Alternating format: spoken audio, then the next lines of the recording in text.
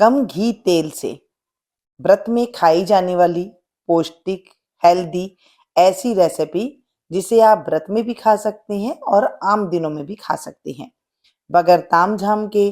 ना ही भिगोने का झंझट, ना ही इसे कुछ और तरीके से पकाने का झंझट। साबूदाना लेंगे, इसे हम कपड़े से पोंछ लेंगे। पहले कपड़े से पोंछ लीजिएगा, कई बार थोड़ी मिट्टी धूल वगैरह होती है।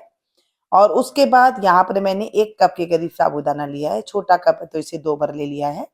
और चौथाई कप के करीब हम लेंगे मूंगफली के दाने। ये मूंगफली के दाने कच्चे हैं, भुने हुए नहीं है। दोनों को हम धीमी आंच पर भूनेंगे, और मोटे तले का बर्तन हो तो बहुत अच्छा है। जब इसे धीमे धीमे भून लेते हैं तो जो हमारे साबूदाना है वो क्रिस्प हो जाते हैं, और जो इनमें कचास है वो निकल जाती है। मूंगफली जब भून जाती है तो ये फटने लग जाती है, तो समझ लीजिएगा ये हमारी दोनों चीज भून करके तैयार हो गई है। अक्सर जब हम साबूदाना की कोई रेसिपी बनाते हैं ना, तो उसे भिगोते हैं, फिर उसे हम पीसते हैं। और भिगोना भी काफी लंबा प्रोसेस हो जाता है। कई बार हम भिगो नहीं सकते हैं, या भिगोना भूल जाते हैं, या फिर अचानक भूख लगी तो हमें कुछ खाने का मन करता है, तो ये रेसिपी आप जरूर इस्तेमाल कीजिएगा। ये देखिए यहाँ पर ये हमारे जो मूंगफली के दाने हैं फट गए हैं, तो ये जो साबूदाना और मूंगफली है भून करके तैयार हो गई है। गैस की फ्लेम को बंद कर देंगे, और इसी में ही 2 मिनट चला करके, क्योंकि भारी तले का बर्तन है, इसमें ये हल्की हल्की भुनाई होती रहेगी। और भून करके फिर आप चाहें तो इसी में ही छोड़ दीजिएगा, और तुरंत अगर आप ठंडा करना चाहते हैं तो किसी और प्लेट में इसे डाल करके इस तरह से ठंडा कर लीजिएगा। जल्दी ठंडा हो जाएगा, क्योंकि जो पैन है वो गर्म बहुत है। जब ये ठंडा हो जाए तब आप इसे मिक्सी जार में डाल करके पीस लीजिएगा। बड़ी आसानी से ये पिस जाएगा, क्योंकि इसे हमने भूना है ना, तो एकदम क्रिस्प हो गया है। गरम गरम नहीं भूनना है, नहीं तो ये एकदम तेल तेल जैसा हो जाएगा। अब जब ये पिस जाता है ना, तो इसके अंदर हम डालेंगे 2 चम्मच के करीब नारियल का बुरादा, या फिर आपके पास सूखा गोला है उसका आप छिलका उतार लीजिएगा पीछे से, फिर छोटी छोटी सी पीस करके कद्दूकस करके आप इसमें डाल दीजिएगा। नारियल के बुरादे से इसमें टेस्ट बहुत अच्छा आ जाता है, ऐसे लगता ही नहीं कि हम कोई साबूदाना की रेसिपी खा रहे हैं। भून करके तैयार हो गई है, बिल्कुल बारीक पाउडर ये नहीं बनेगा, और हल्का हल्का सा दरदरा रहेगा। तो इसे हम एक चलनी लेंगे, इस तरह से थोड़ी मोटी चलनी जो आटे की होती है, इस तरह की चलनी ले करके आपको इसे छान लेना है। और अगर आप ये बच जाता है तो इसे फिर से आपको मिक्सी के जार में डाल करके पीस लेना है, और फिर इसमें मिला देना है। आटा हमारा तैयार हो गया है, और ये प्री मिक्स भी है। आप इसे बना करके रख लीजिए, 15 से 20 दिन तक जब भी आपका मन करे आप कोई भी तरह की इसकी रेसिपी बना करके खा सकती हैं।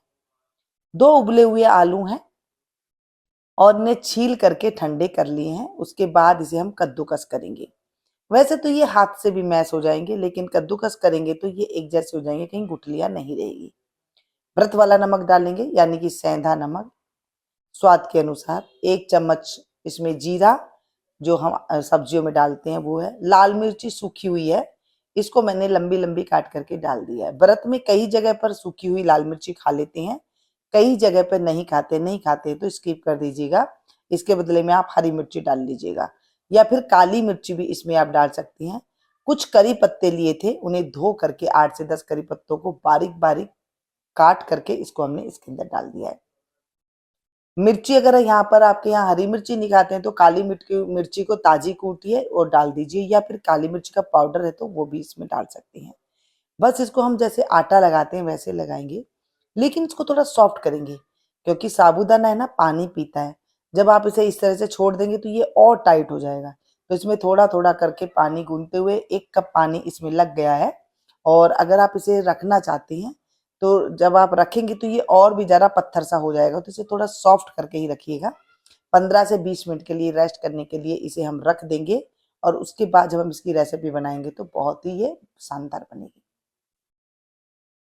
15 मिनट हो गए हैं। आटा को एक बार आप देखें हाथ लगा के, ये सॉफ्ट ही है, ज़्यादा टाइट नहीं हुआ है। अगर ज़्यादा टाइट हो तो थोड़ा सा पानी लगा के आप फिर से आटे को सॉफ्ट कर सकते हैं। ये आटा देखिए इस तरह से लोई बन रही है, जैसे हम पराठा के लिए लोई बनाते हैं। आज मैं आपको इससे 2 तरह की रेसिपी बताऊंगी, तो इसे झटपट आप बना करके खा सकते हैं। इस तरह से हम लोई बना रहे हैं, ये आराम से बन रही है, फट नहीं रही है, और बहुत बढ़िया से लोई बन करके तैयार हो गई। जैसे हम पूरी की बनाते हैं ना, उससे हल्का सा ये सॉफ्ट आटा है।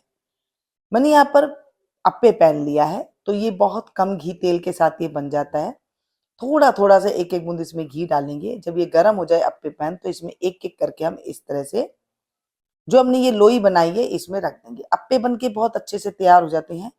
आंच को धीमा रखेंगे, मीडियम गैस की फ्लेम पर इसे रखते हुए अलट पलट करते हुए जैसे ही आप पकाएंगे नहीं, ये 5 से 7 मिनट में बहुत जल्दी से पक जाते हैं।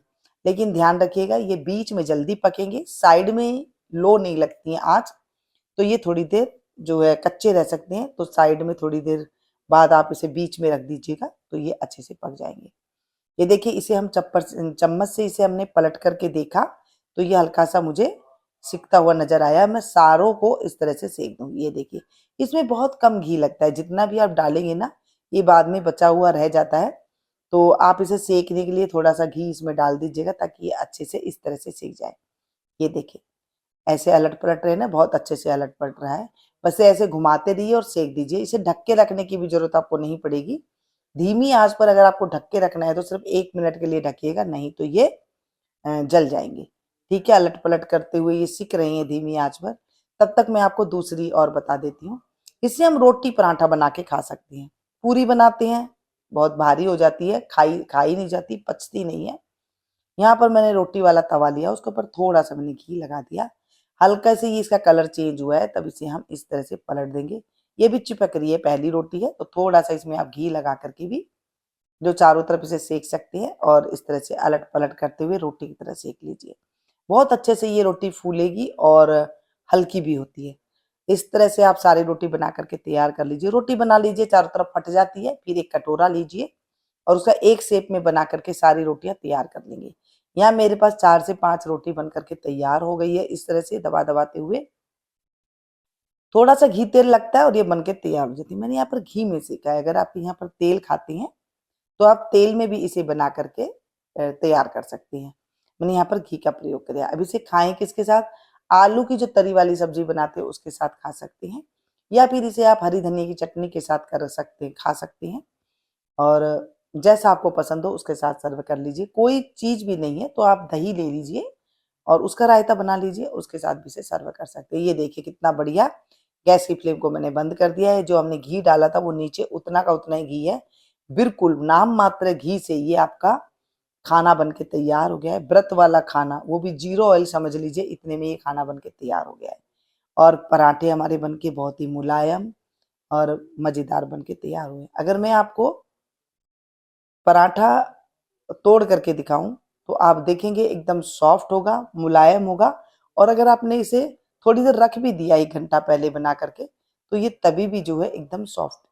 इसे आम दिनों में भी आप कर सकते हैं, व्रत में भी आप बना करके दे सकती हैं और व्रत बगैर भी आप इसे खा सकते हैं। देख रहे कैसे गोल गोल और एक जैसे हमारे पराठे बन के तैयार हो गए हैं। अब इसी साथ चटनी के साथ, चाहे सब्जी के साथ, चाहे दही के साथ, किसी के साथ भी सर्व कीजिए, बहुत ही ज़्यादा मज़ेदार है। वैसे भी अगर आप बच्चों को बना करके दे देते हैं सॉस के साथ तो ये बहुत ज़्यादा जो है स्वादिष्ट बन के आपके तैयार हो जाएंगे, स्वादिष्ट लगते हैं। यहाँ पर ये देखिए मैं तोड़ करके दिखाऊं तो वाह, लग रहे हैं ना मज़ेदार। ऐसे लग रहे हैं जैसे हमने फ्राई किए हैं। बगैर घी तेल के हमने इतना स्वादिष्ट भोजन बना करके तैयार किया है कि जब आप बनाएंगे ना तो आप इसे रोज बनाना पसंद करेंगे। नवरात्रि में मैं आपके साथ डेली ऐसे ही थोड़े थोड़े घी तेल की रेसिपी बताऊंगी और आपको पूरे दिन एनर्जी मिलेगी और ऐसे लगेगा ही नहीं कि हमें ज्यादा तामझाम करना पड़ रहा है या घी रोज तलने वाला कढ़ाई में रखना पड़ रहा है। वीडियो में कोई भी चीज अच्छी लगी हो तो अपनों के साथ जरा जरा शेयर कीजिएगा और एक लाइक दे करके जरूर जाइएगा। मिलती हूँ फिर से एक नई वीडियो में नई एक रेसिपी के साथ। तब तक आप लोग देखते रहिएगा मीनू गुप्ता किचन।